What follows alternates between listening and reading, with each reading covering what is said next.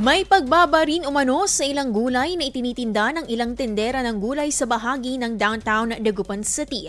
Ani ng ilang tendera ng gulay na sa mababang presyo ang karamihan sa kanilang itinitinda na siya ng tinatangkilik ng mga mamimili. Isa sa patuloy na binibili ay ang tuluyang pagbagsak sa presyo ng kamatis na nasa 10 pesos to 20 pesos ang kada kilo. Nasa 20 to 60 pesos naman ang kalabasa depende sa klase at laki.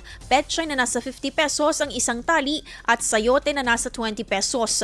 Nakitaan naman ng bahagyang pagtaas sa kuha sa produktong talong ayon sa ilang tendera, kaya ang bentahan ay nasa 60 to 70 pesos per kilo depende sa klase. Samantala, maayos naman umano kahit papaano ang kalakalan ng mga tendera at consumer pagdating sa mga produktong gulay. IFM News. IFM News.